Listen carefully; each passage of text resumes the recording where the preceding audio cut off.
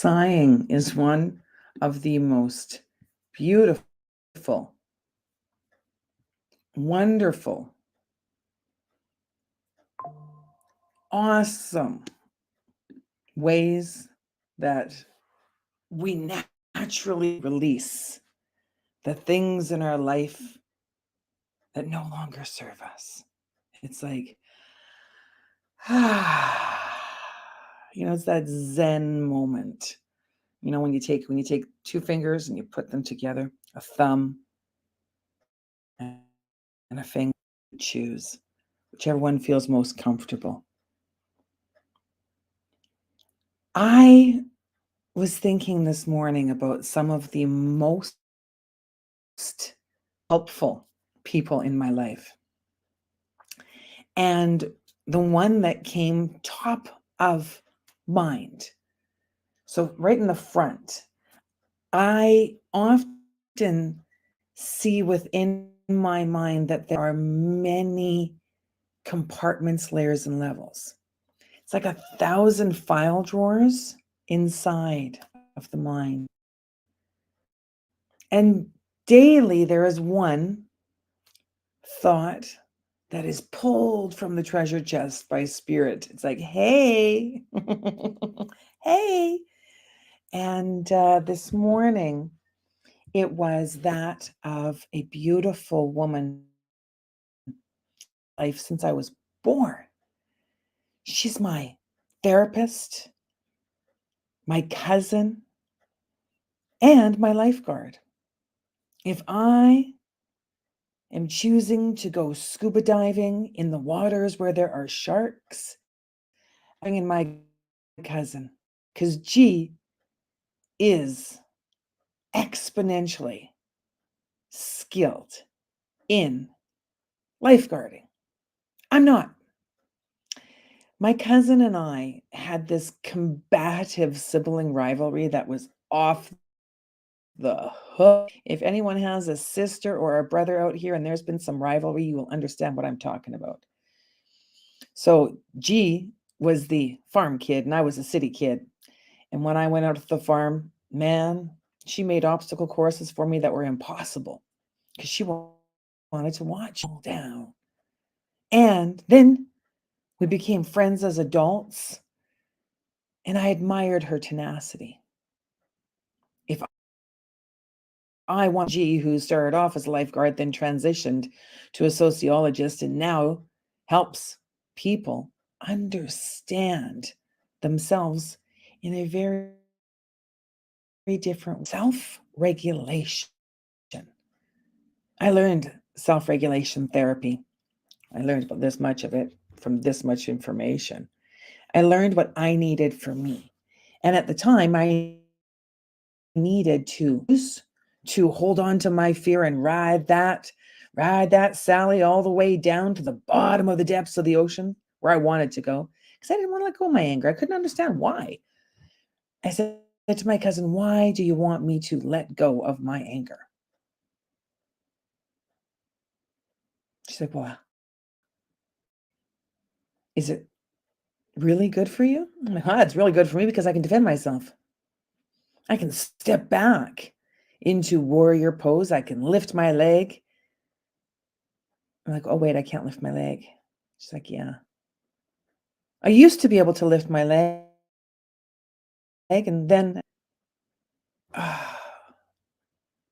reality kicked in. Holding on to anger caused me physical pain. Again, it wasn't like the first time. Oh, how many lessons do we have to learn over and over again before we get it right? Many, many. And then once we get it right, man, oh, it's good. It's good. And then along comes another lesson to knock you board of life.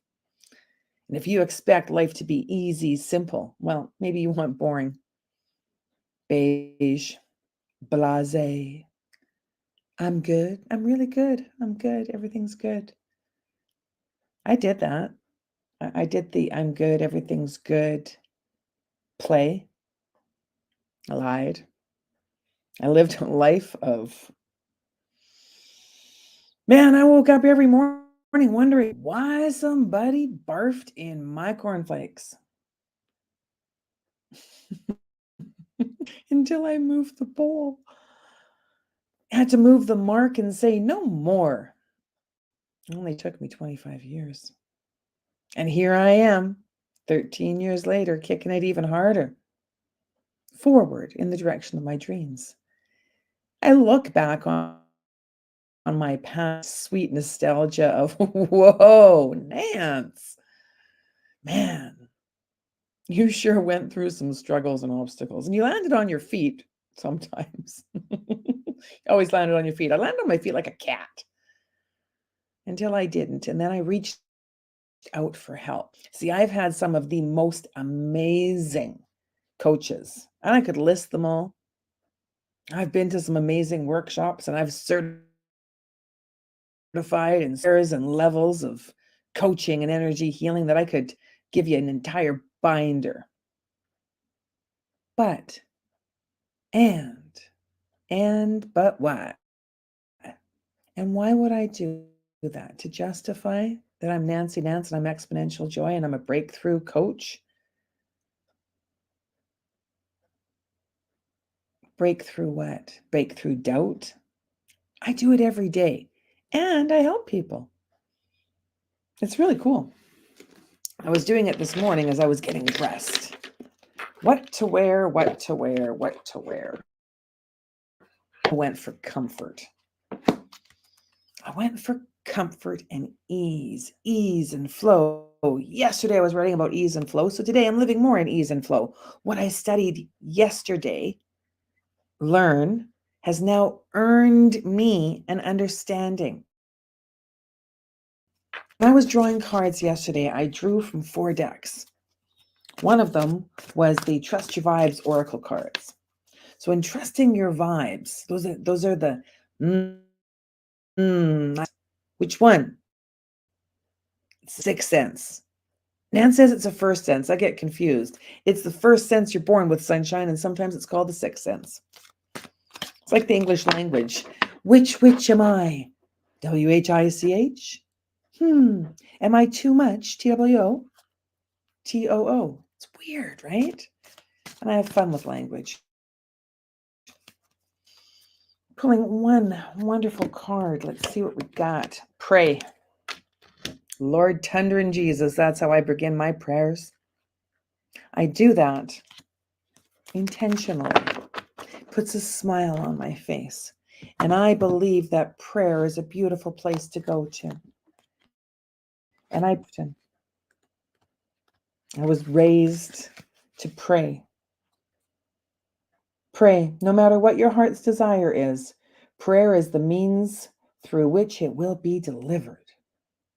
Prayer is perhaps the all-around psychic tool to raise your vibrations, attract solutions, and relieve you of all psychic dissonance. It's daily food for the spirit, ascent to the highest elevation and energetic frequency possible, and to align with your higher self, your guides, and your spiritual teachers, so that your soul may learn and grow quickly and peacefully. Sincere prayers are always heard, always elevate vibration, and are always answered. The key is to hold your prayers in your heart and then release them to higher forces. Gives you a good night's sleep too, and it helps you throughout your day. When you're struggling in life, there's so many ways that we all struggle, so differently and so distinctly. I was helping a friend this week, with working through falling asleep, counting backwards, counting forwards. Which one works better? What I explained was that when we count forwards, 1, 2, 3, 4, 6, 7, 8, 9, 10, 11, 12, we know that pattern. It's embedded into our head. So if you go backwards, 100, 99, 98, 97, 96, it's the different flip of the way that the brain is able to think. And it will bring you into a state of more alignment with your psychic and intuitive gifts. when you're in more of alignment with your psychic and intuitive self, then you are able to slow down the hamster wheel of life. Do you want to slow down the hamster wheel of life? Or do you want to go faster? That's up to you, isn't it? It's always up to you. You going to grab that life preserver and learn something new today? You're going to swim with the sharks. What's it going to be? Are you going to go into a pit of sharks, which is what your mind's like if it's like just wow, and not going to prepare yourself with a metal suit and a cage? That's self-sabotage. Recognize when you're doing it to yourself. Emotional self-sabotage, physical self-sabotage, spiritual sabotage, financial self-sabotage. Financial self-sabotage, what are you talking about? If your credit card bills are so high that you cannot pay them off and you're only paying the interest, think about what got you there. Ain't nobody made you hold that card over the tap, tap, tap, tap, tickety tap, tickety tack. What were you searching for? I can talk about it because I've been there, done that. I am off to the races today, ladies and gentlemen. I look peace out the rest of your day. Once again, I'm Nancy Nance, Exponential Joy Breakthrough Coaching. My program is called Recover Your Joy. Intrigued? Maybe not. See you soon. Mañana. See you tomorrow.